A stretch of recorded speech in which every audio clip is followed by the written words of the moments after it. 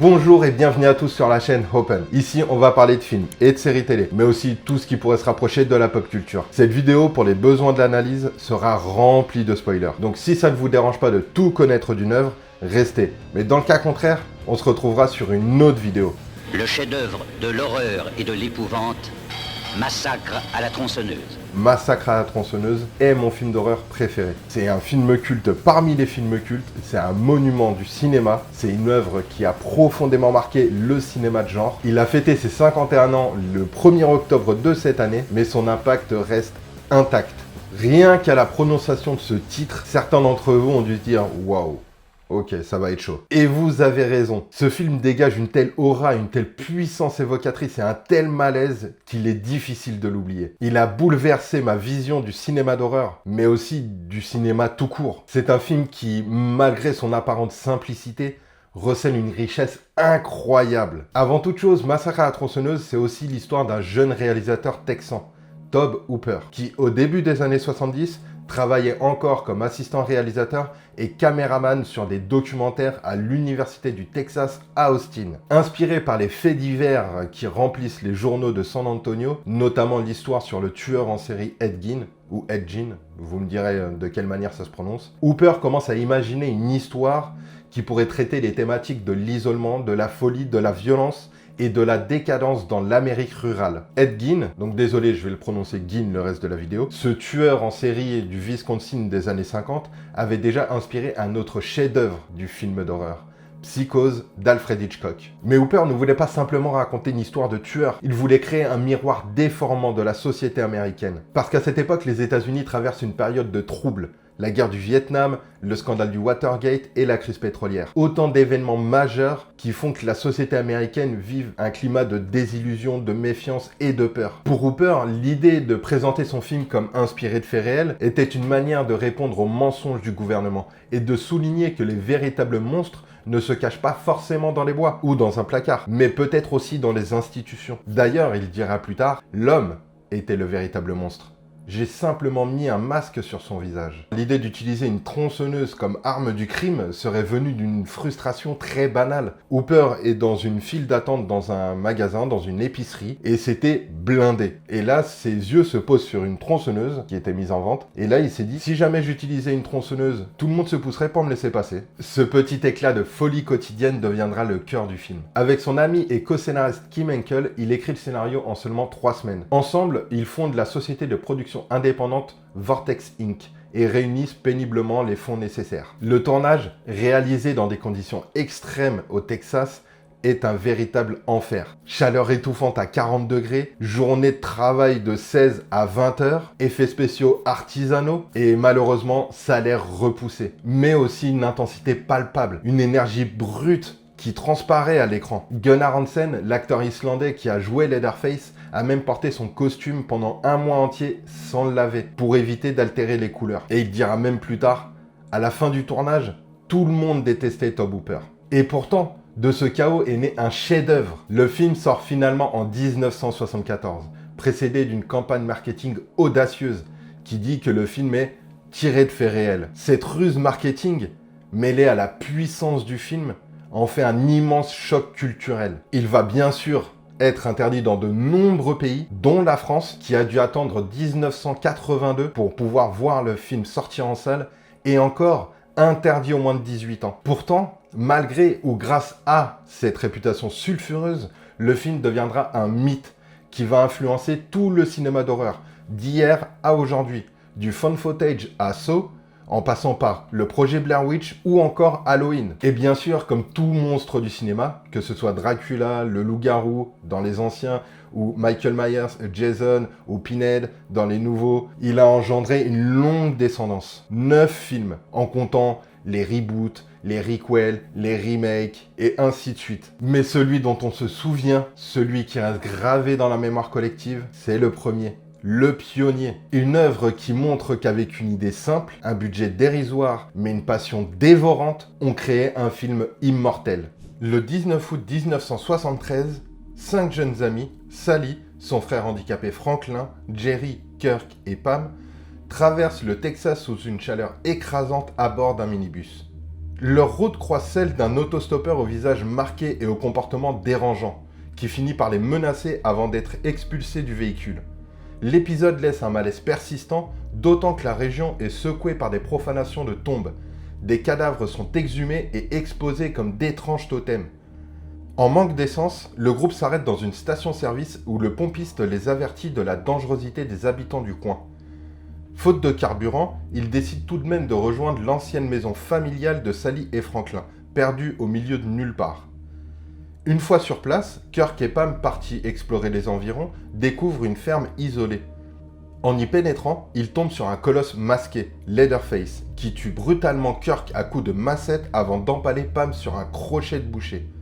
Jerry, parti à leur recherche, subit le même sort. La nuit tombée, Sally et Franklin partent à leur tour chercher leurs amis.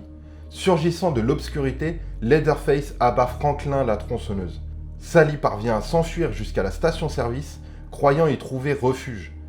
Mais le gérant, complice du tueur, la ligote et la ramène de force à la ferme. En chemin, ils croisent l'autostoppeur, qui s'avère être le frère de Leatherface.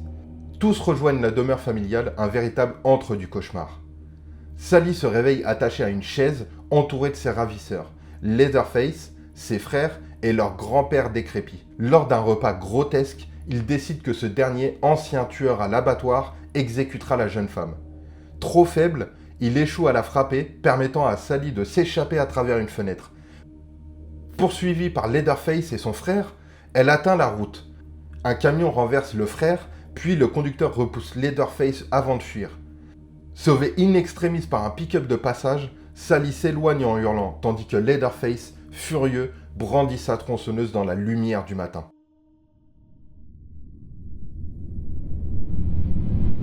Le film plante son décor dans le Texas des années 70, une époque rongée par le doute et les désillusions. L'Amérique traverse alors une profonde crise de confiance. Les idéaux d'après-guerre s'effritent, les institutions chancellent et les certitudes morales vacillent. C'est dans ce contexte tourmenté que Tobe Hooper et Kim Henkel écrivent Massacre à la tronçonneuse. Leur œuvre, bien plus qu'un film d'horreur, devient une métaphore violente et dérangeante d'un pays en perte de repères. Le fil conducteur de leurs réflexions pourrait se résumer en une idée: déterrer la vérité. Plus question de masquer les horreurs du réel derrière le vernis du rêve américain. Hooper et Henkel, à travers la violence brute de leurs récits, cherchent à mettre à nu ce que l'Amérique essaye d'enfouir sous terre. Ses mensonges, ses crimes et son hypocrisie. La première grande influence qui plane sur le scénario est sans conteste la guerre du Vietnam. Pendant des années, les médias américains ont relayé une version aseptisée du conflit, glorifiant l'intervention militaire et la mission civilisatrice des États-Unis. Mais à mesure que les reporters de terrain s'approchaient du front, la vérité a éclaté au grand jour. Massacres, bombardements aveugles, désespoir des soldats. Le récit héroïque s'est effondré.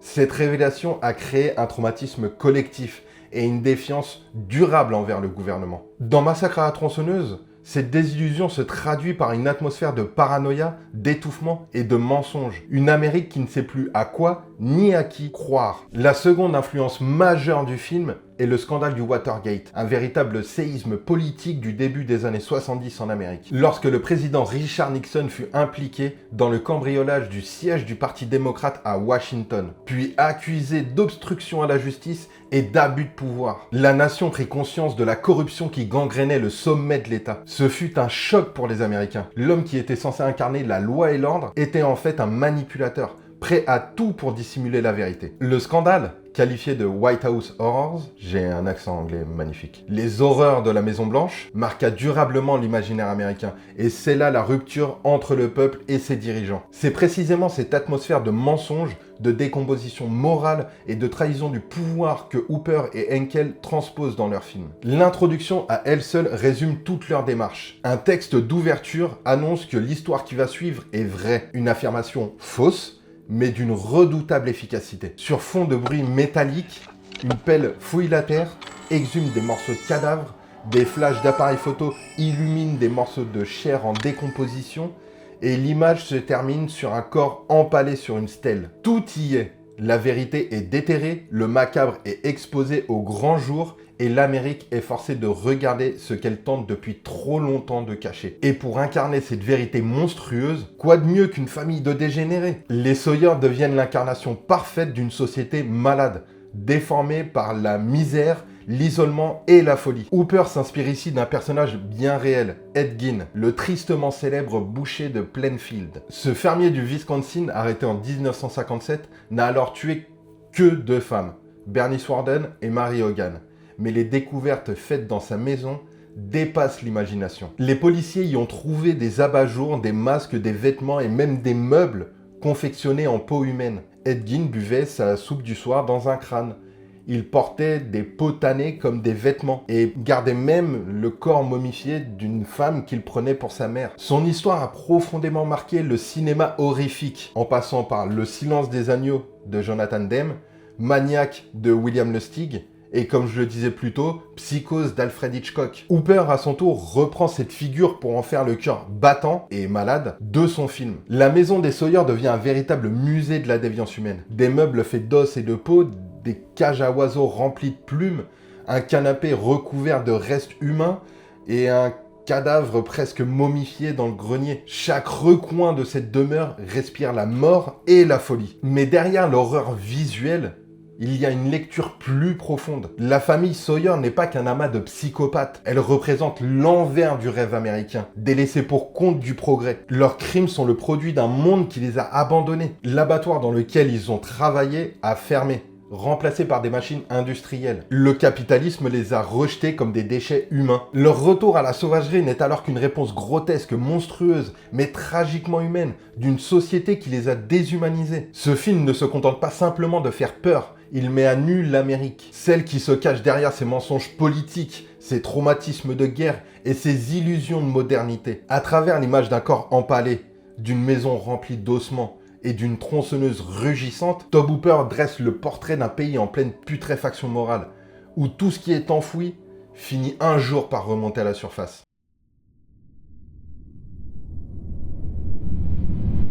Les 5 jeunes adultes qui sillonnent les routes poussiéreuses du Texas sont-ils réellement les héros du film? Rien n'est moins sûr. Hooper inverse les codes habituels du genre. Ici, les victimes ne sont que des silhouettes anonymes, tandis que les bourreaux deviennent les véritables protagonistes, les seuls à incarner quelque chose de véritablement humain, aussi dérangeant soit-il. Ces jeunes voyageurs, sortes de hippies post-guerre du Vietnam, incarnent ici une jeunesse américaine à la dérive. Plein d'idéaux mais sans direction. Ils avancent vers leur destin comme des agneaux menés à l'abattoir. Image d'autant plus forte que le film se déroule dans un pays encore traumatisé par la guerre, où des milliers de jeunes furent envoyés à la mort pour une cause dont ils comprenaient même plus le sens. Leur errance sous le soleil brûlant du Texas traduit une époque étouffée par le désenchantement, la perte de sens et la peur d'un futur sans issue. En revanche, les véritables héros du film, si on peut employer ce terme pour de tels monstres, sont ces êtres déformés, meurtris et abandonnés par la modernité. La famille Sawyer. Ils symbolisent un monde rural laissé pour mort par l'industrialisation. Autrefois ouvriers dans un abattoir, ils ont été rejetés par un système qui les a rendus inutiles. Privés de leur travail et de leur humanité, ils ont réinventé à leur manière la chaîne de production. La viande animale est remplacée par la viande humaine. La métaphore est brutale, mais limpide. Ces figures grotesques sont les enfants monstrueux du capitalisme américain. Tobe Hooper filme ce Texas comme un enfer immobile. Tout est ravagé par la chaleur, le désespoir et la misère. Rien ne pousse, rien ne bouge. Seul un moulin à vent, aperçu brièvement dans un plan, tourne encore. Épuisé, inutile, répétant inlassablement le même mouvement. Une image puissante, même ironique, qui résume à elle seule la condition de cette Amérique des marges. Un pays qui tourne à vide, condamné à répéter inlassablement les mêmes erreurs. Parmi ces figures dégénérées, Leatherface, ou Gueule de cuir en français, est sans doute la plus fascinante. Derrière son apparence terrifiante, il incarne la douleur d'un être brisé, écrasé par l'autorité patriarcale et l'héritage d'une famille en ruine. Son masque, cousu à partir de peau humaine, n'est pas qu'un accessoire d'horreur. C'est une métaphore saisissante. Leatherface revêt littéralement un visage de substitution pour cacher le vide de son identité. Comme l'Amérique revêt le masque du progrès pour dissimuler sa propre décadence. Hooper le montre souvent vulnérable, presque enfantin. Après un meurtre, on le voit souvent paniquer, replié sur lui-même, gémissant comme un enfant pris en faute. Dans une autre scène, son père l'humilie violemment, le traitant comme un simple exécutant, incapable d'agir autrement que par la violence. Ce rapport de domination fait de Leatherface un personnage tragique, prisonnier d'un système familial qui ne lui laisse aucune place. Il est à la fois victime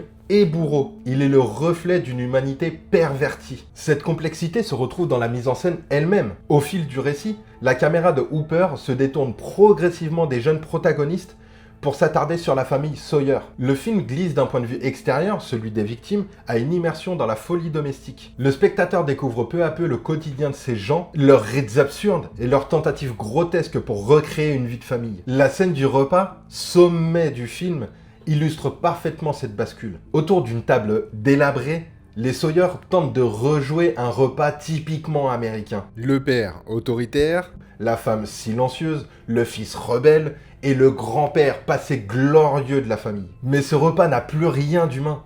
La viande servie est celle de leur victime et la convive principale, Sally, est attachée hurlante au milieu de ce théâtre morbide. Le décalage entre la banalité du cadre familial et l'horreur de la situation créait un malaise insoutenable. La scène oscille entre comédie macabre et cauchemar viscéral, révélant à quel point la normalité et la folie peuvent cohabiter. Hooper pousse même l'ironie jusqu'à faire du grand-père, momie sénile et quasi morte, le symbole d'une gloire industrielle révolue. C'est à lui et à lui seul que revient l'honneur de tuer. 3 générations réunies autour d'un crime rituel, comme un dernier hommage à un passé disparu. La scène devient alors une parodie sinistre du mythe américain de la famille unie, une satire du rêve domestique transformé en cauchemar cannibale. Sous le masque de Leatherface, ce n'est pas seulement le visage d'un tueur qui apparaît, mais celui d'une Amérique mutilée, qui tente désespérément de recoller les morceaux de son identité perdue.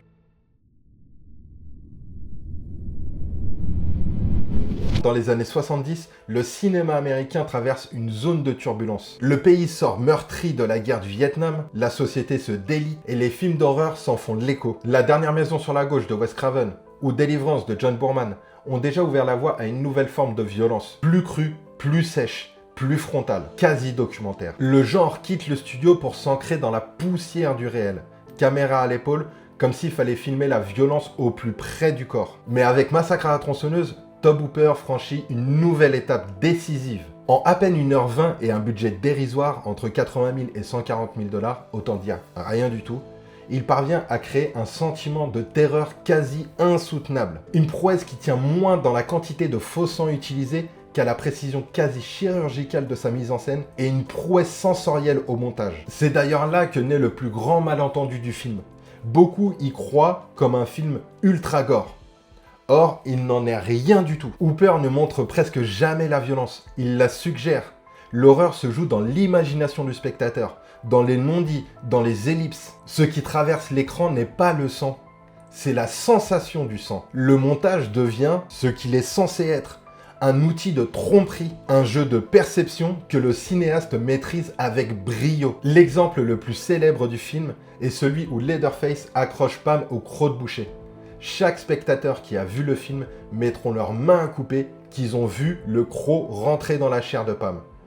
Et pourtant, il n'en est rien. L'illusion naît d'une coupe parfaitement calculée, rappelant la scène de la douche dans Psychose. Comme Hitchcock, Hooper sait que la violence la plus marquante est celle que l'on ne montre pas. Le spectateur, pris au piège du montage, devient le complice involontaire de ce qu'il croit voir. Cette intelligence dans le découpage explique à lui seul le statut du film, réduit à sa supposée brutalité. Pourtant, Massacre à la tronçonneuse est tout aussi empreint d'un humour noir, absurde, presque cartoonesque, un héritage inattendu de Tex Avery. Derrière l'horreur, Hooper cache un rire grinçant. Alors que Sally s'échappe par la fenêtre du premier étage et court vers la caméra, on voit Leatherface courir lui aussi, mais dans la mauvaise direction pour revenir quelques secondes plus tard et courir après Sally. Pendant la scène du repas, lorsque le grand-père est censé tuer Sally, il est tellement vieux et momifié qu'il arrive à peine à soulever le marteau. Ou alors pendant la scène où les jeunes essayent de mettre de l'essence et que le pompiste revient et rappelle encore une fois celui qui est censé nettoyer leur pare-brise. Il vient, il part, il vient,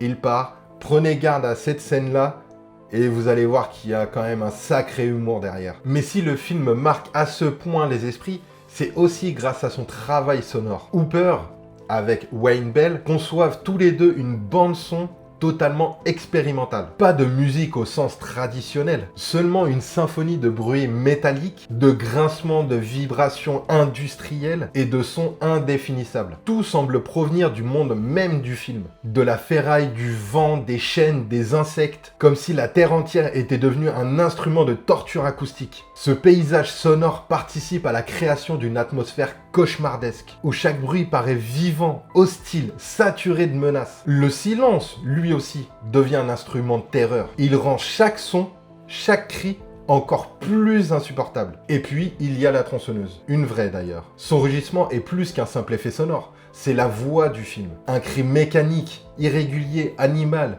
qui déchire littéralement la bande-son. Hooper la filme d'ailleurs comme un personnage à part entière. La prolongation sonore de Leatherface. Ce traitement sonore radical donne au film sa véritable dimension, celle d'une expérience sensorielle. L'horreur n'est plus dans le gore, mais dans le bruit, le rythme et la respiration. Hooper filme moins un massacre qu'une cacophonie d'angoisse. Il invente un cinéma de perception, où chaque plan, chaque son, chaque silence devient un outil de suggestion. Et c'est peut-être là le paradoxe le plus ironique. Ce film, que beaucoup ont pris pour un cri de révolte contre l'Amérique, fut selon Tobe Hooper lui-même conçu dans une logique commerciale. Une œuvre née du marché, mais qui, par la force de sa forme, transcende toute intention initiale. Comme si, même lorsqu'il veut vendre de la peur, Hooper ne pouvait s'empêcher de faire de l'art.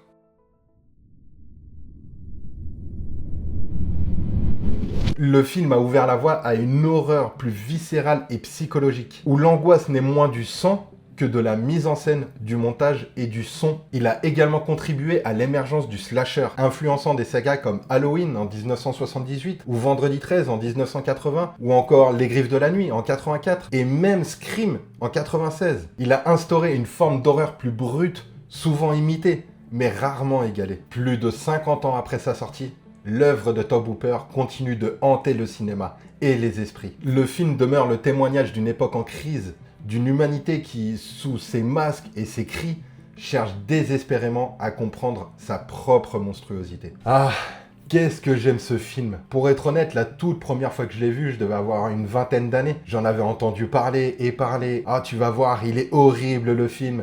Et effectivement, il l'est. Mais en fin de compte, j'avais été vraiment très étonné du fait qu'il n'était pas gore du tout. Et en plus, certaines scènes sont d'une beauté à couper le souffle. C'est pas étonnant que le plan final est en fait une improvisation de Gunnar Hansen, où il était tellement frustré et tellement énervé des journées de 20 heures de travail avec un habit qu'il était en train de porter pendant un mois, ça devait puer la mort comme pas possible. Il a improvisé cette danse et c'est Hooper qui a eu un éclair de génie qui lui a dit « Continue » avec le soleil levant derrière.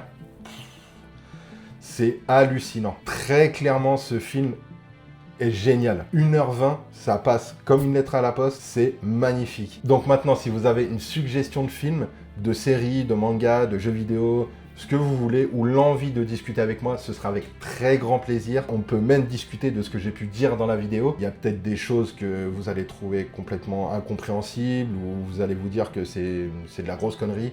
Vous avez le droit, venez en discuter avec moi, on peut débattre, il n'y a aucun souci, c'est avec grand plaisir. La prochaine vidéo arrive très prochainement. Maintenant, il ne me reste plus qu'à vous remercier d'être resté jusqu'à la fin. Donnez de la force, comme d'habitude, un pouce bleu, un abonnement à la chaîne, un commentaire. Je ne vous remercierai jamais assez. Et même si vous voulez mettre un pouce rouge, allez-y, faites-vous plaisir. Moi, ça me donnera de la force pour faire encore mieux la prochaine fois. Et sur ce, à bientôt sur la chaîne Open. Ciao!